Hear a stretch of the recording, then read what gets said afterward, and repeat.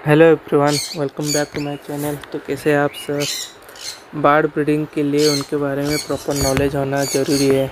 तो ये मैं क्यों बोल रहा हूँ, क्योंकि हमें अक्सर सुनने को मिलता होगा कि बर्ड ब्रीड नहीं कर रहा है मेरे पास, या फिर बर्ड ठीक नहीं है, ब्रीड नहीं कर रहा है, प्रॉब्लम है बर्ड में। एक्चुअली प्रॉब्लम बर्ड से ऊपर नहीं रहता, प्रॉब्लम हमारे ऊपर रहता है कि हमें उनके बारे में प्रॉपर नॉलेज नहीं है। ये क्या बर्ड है, क्या स्पेसीज का बर्ड है, इसका खाना क्या है, ये क्या कैसे रहना पसंद करता है, ये सब मेन चीज़ है। उसके बाद हम क्या बर्ड रख रहे हैं उसके ऊपर आते हैं। तो इसीलिए हमको बर्ड के बारे में प्रॉपर नॉलेज रहना चाहिए। तो उससे क्या होता है कि हमको कोई प्रॉब्लम नहीं होगा उसके ब्रीड के लिए, या फिर बर्ड हैप्पी रहेगा। तो ये सब के लिए पहले बर्ड का स्पेसिस जानना चाहिए। उसके बाद आता है हम कैसे ब्रीडिंग केज या फिर कहाँ पे रख रहे हैं, वो इम्पोर्टेंट होता है। ब्रीडिंग केज हर बर्ड के लिए केज का साइज़ अलग होता है। छोटे बर्ड के लिए छोटा साइज़ होता है, बड़े बर्ड के लिए बड़ा साइज़ होता है। हम छोटे बर्ड को बहुत बड़े जगह पे स्पेस में छोड़ देंगे तो उनका ब्रीड के लिए प्रॉब्लम हो सकता है, या फिर बड़े बर्ड को छोटा सा केज में रख देंगे तो उसका भी ब्रीड में प्रॉब्लम होता है। तो इसके लिए हम कौन सा साइज़ का बर्ड रख रहे हैं उसका बिहेवियर के हिसाब से हम उसको केज प्रोवाइड करते हैं। जैसे कि मान लीजिए हम फिंचेस हो गया, उसके लिए 1.5 का केज सही होता है मिनिमम रिक्वायरमेंट। उससे भी बड़ा दे सकते हैं, लेकिन स्टार्टिंग साइज़ 1.5। और बर्जिस हो गया है तो उसके लिए 2/1.5 का केज सही रहता है।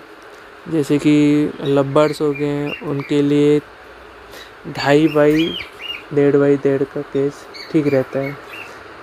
कॉकटेल हो गया उस, या फिर आपका स्मॉल कॉर्नियर हो गया, उसके लिए 3/2/2 का केज ठीक रहता है।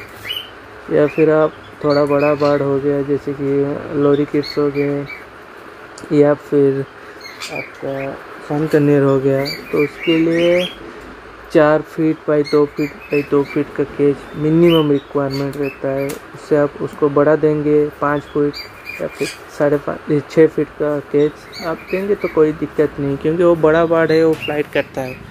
तो उसके लिए हमें उसको बड़ा स्पेस देना चाहिए, उससे कि उसका बॉडी हेल्थ ठीक रहता है। और ये सब होता है। और थोड़ा बड़ा बर्ड हो गया, उसके लिए थोड़ा बड़ा साइज चाहिए। तो ब्रीडिंग केज का साइज बहुत इम्पोर्टेंट होता है बर्ड ब्रीड के लिए। फिर आ जाते हैं उसका नेक्स्ट पॉइंट पे, जैसे कि फूड और पानी।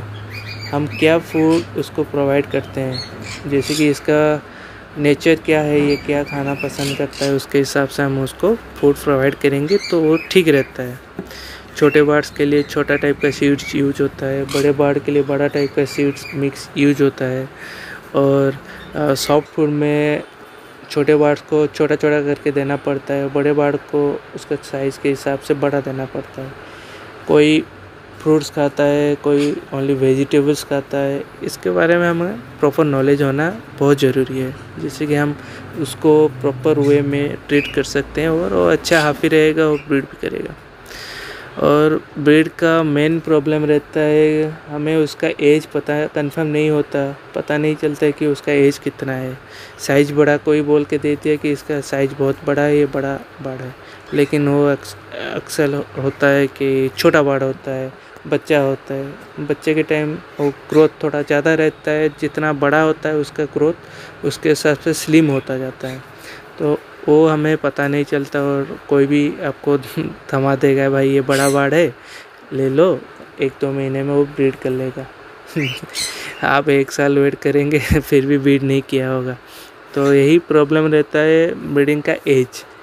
आप ब्रीडिंग एक बर्ड का ब्रीड एज कितना होता है उसको प्रॉपर नॉलेज रहना चाहिए कि हाँ ये बर्ड इतना टाइम में ब्रीड करेगा। तो ये बहुत इम्पोर्टेंट होता है। और एक प्रॉब्लम हम करते हैं नॉर्मली नए फेंसेस, ये प्रॉब्लम करते हैं कि उनको प्रॉपर नॉलेज नहीं रहता मेल के कौन सा है, फीमेल कौन सा है। और कोई भी आपको थमा देगा कि भाई ये मेल फीमेल कंफर्म है, आप ले लो, और ब्रीड कर लेगा। आप ले लेते हैं और बाद में पता चलता है कि वो मेल होए, मेल मेल है या फिर फीमेल फीमेल है। अगर मेल मेल होगा या फिर फीमेल फीमेल होगा तो कैसे ब्रीड करेगा। मेल फीमेल प्रॉपर नॉलेज रहना चाहिए कि हाँ ये मेल है ये फीमेल है, फिर जाकर उसका ब्रीड का चांस रहता है। जेंडर उसका कंफर्म होना ज़रूरी है। तो ये कंफर्म हो जाएगा तो ब्रीड नहीं कर रहा, ये आपका कोई प्रॉब्लम नहीं रहेगा। उसके बाद ये सब इम्पोर्टेंट चीज़ है। अभी और एक बात है कि हम जो केज में उनको रख रहे हैं तो उसका केज का क्लीननेस हम कैसे साफ़ सफाई करते हैं। डेली बेसिस पे केज साफ़ रहना चाहिए।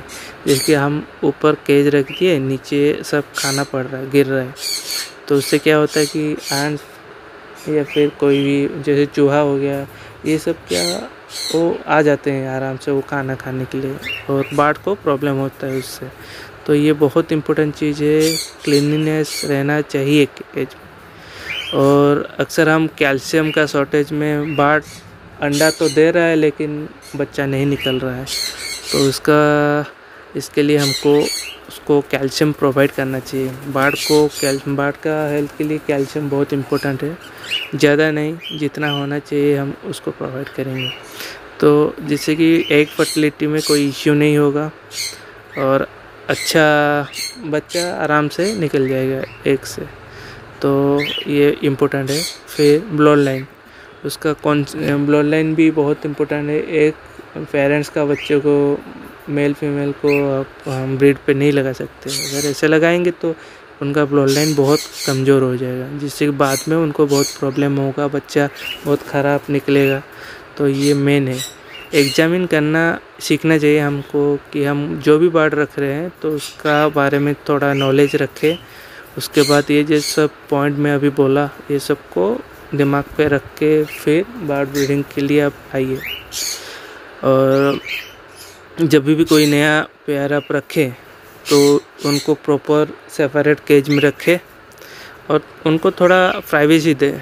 डिस्टर्ब करने से वो ब्रीड पे नहीं आएंगे, कभी भी ब्रीड पे नहीं आएंगे। उनको प्रॉपर प्राइवेसी दें। ये सब पॉइंट आप नोट कीजिए, फिर आपका बार्ड बहुत अच्छा ब्रीड करेगा। तो ये सब छोटा छोटा चीज़ है जो हम दिमाग पे रखेंगे तो बार्ड ब्रीडिंग में कोई भी प्रॉब्लम नहीं आता। तो आपका कोई भी क्वेश्चन हो किसी भी बार्ड के ऊपर, जितना मेरे से हो सकेगा मैं आपको हेल्प करूँगा। तो चैनल पे नए हैं तो please subscribe to my channel. And कोई भी क्वेश्चन हो आप मुझसे डायरेक्टली पूछ सकते हैं। और ये वीडियो पे जो भी पिक्चर्स है वो सब मेरे फार्म का है। तो फार्म मेरा कैसा लगा आपको, कोई भी आइडिया हो तो आप मुझे दे सकते हैं इसके रिगार्डिंग, या फिर कोई भी आपका क्यूरी है आपके बार्ड के ऊपर तो आप मुझसे डायरेक्टली पूछ सकते हैं, कांटेक्ट कर सकते हैं। तो आज के लिए बस इतना ही था। Thank you. Please subscribe to my channel.